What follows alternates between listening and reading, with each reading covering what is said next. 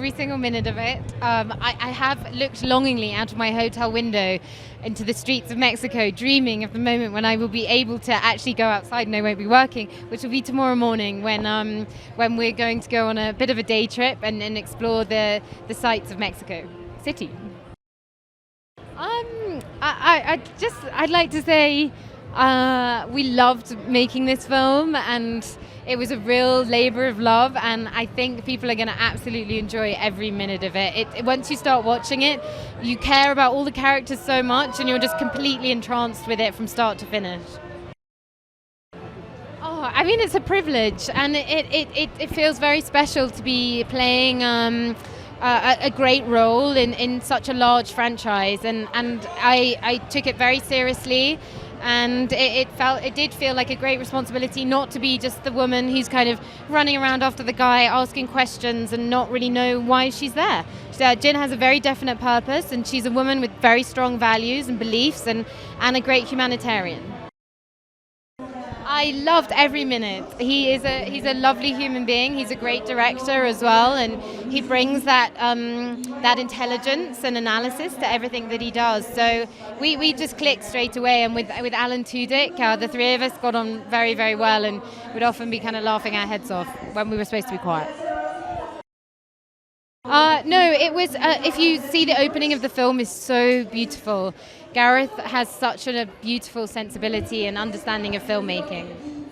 No, pues arrancar en mi país es un gran regalo, ¿no? Estoy en casa con la gente que quiero, con la prensa que he visto estos 3 días, es gente con la que he trabajado desde que tengo memoria, ¿no? Yo empecé a actuar cuando tenía 6 años y es te digo, un gran regalo para mí y un orgullo poder arrancar en México la promoción de un proyecto tan importante para mí como actor y también como espectador, porque soy fanático del universo Star Wars, ¿no? Me siento muy afortunado. Al principio estaba muy sorprendido, no lo vi venir. Y agradecido con Gareth Edwards. A él se le ocurrió esta idea. Él un día me llamó y me dijo: quiero que estés en la película, me gusta tu trabajo y te imagino haciendo este personaje. Y a partir de ahí empezó un viaje que lleva 2 años y todavía me falta un rato, y todo se lo debo a él. Agradecido, feliz de haberlo conocido, además, porque lo admiro, lo quiero, y además es de mi generación. Es increíble poder trabajar con alguien de tu generación en un proyecto como este, ¿no? Pues retos todos, actuar en otro idioma, hacer una película que demandaba tanto físicamente, ¿no? Tuve que hacer un entrenamiento de condición física, un entrenamiento militar, montar todas las peleas, las batallas, aprender a utilizar el armamento, aprender a pilotear, en fin, fue todo un viaje emocionantísimo. Porque yo había soñado 1000 veces con este universo, solamente que ahora me tocó ya pues a los 30 y tantos años estar del otro lado, ¿no? Y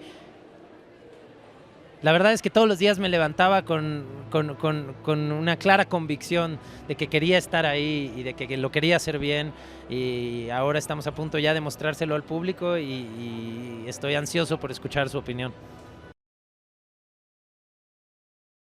Van a tener que ir al cine el 15 de diciembre para enterarse quién es Cassian Andor.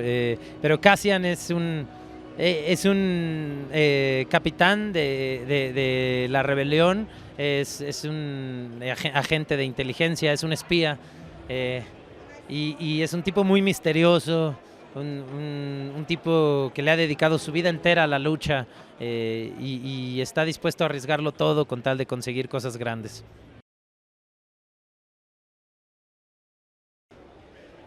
Pues muy rico. Gareth es un tipo que le gusta realmente acercarse a los actores, dar espacio y libertad al actor para crear, ¿no? Para ser parte del proceso creativo, para encontrar en el set la lógica detrás de la escena que estás haciendo. Te incluye en el proceso y eso como actor se agradece. Felicity es un ángel, es una gran actriz, es un ser adorable, un gran cómplice. A veces cuando las cosas se ponían difíciles, era increíble saber que ella estaba ahí al lado y, ¿no?, te daba un abrazo y decía, vamos, hacer equipo, hacer familia, eso hicimos. ¿Qué es lo que viene para mí? Pues ver la película y compartirla con mis hijos. Eso lo he soñado. Y firmar un chorro de autógrafos. Ya me voy. Vientos.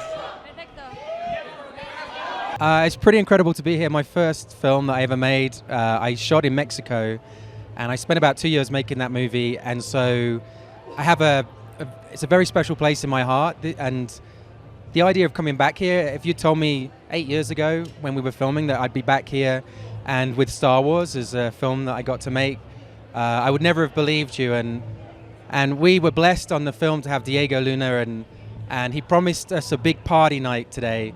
And this is the first time we've ever launched Rogue One anywhere in the world. And so I think there's a lot of tequilas to come this evening.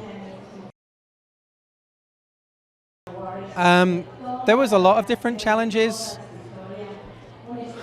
I mean, I think the biggest thing that surprised me was actually having it end, having it stop. Like, we've just finished the movie and now it's starting to hit me that I'm never going to get to make a Star Wars film again. This was it. And so it was quite sad. It's quite sad to realize, you know, we get to share this with the world now, but this is the end of our journey. And it's been an incredible adventure for the last 2.5 years. And so maybe the hardest thing is letting go, I guess. I'd be lying if I said I hadn't looked online. I do look on Twitter and I look on the internet, but to be honest, I feel like I'm one of the biggest Star Wars fans there are, so you can't really make a film for the people. If you do, it's not going to be very good, and so you have to make a film for yourself. And so as a big fan and everybody on the crew, we were all inspired to get into filmmaking through Star Wars, and so we all trusted each other's instincts and helped each other, and I feel very happy with the film. It feels like it belongs as part of that world that I grew up in. Diego and Felicity are pretty amazing actors. They're very down to earth. This is the thing, is that, like, making something as big as Star Wars is potentially quite an intimidating. Obviously, this is Diego. There you go. Yeah, making something like Star Wars is very intimidating. Like, there's a lot of pressure, and so we would always joke with each other and mock each other, and had a very good, dry, sarcastic sense of humor. And so we were sort of in a battle together. It felt like the characters in the film, we had a camera and we had the actors, and we were fighting this war, trying to achieve this impossible task of making a good Star Wars movie. And so we kind of gave it our all, and I feel like a real bond to them now. Like, it's weird seeing them. I've seen them every day for the last year or so in the edit suite, but they obviously haven't seen me, and so it's strange to be reunited at events like this. It's I feel like they kind of become like a brother and sister in a way. Yeah, we tried to make Rogue One so that if you've never seen Star Wars, you can come and watch it. It's not really based on a previous film. Obviously, it links to the original Star Wars, but hopefully, you never know. Hopefully, the idea is that people will watch Rogue One, and then they'll go home and they'll rent or find a copy of the original Star Wars and watch that as kind of a sequel to our film. Hey, did you like that video? Well, I've got some movie trivia for you. Did you know that, like Facebook, Star Wars was originally prefixed by the definite article the? Much cleaner without it, don't you think? For this and more movie facts, click on more videos, or for more trailers, click on the playlist.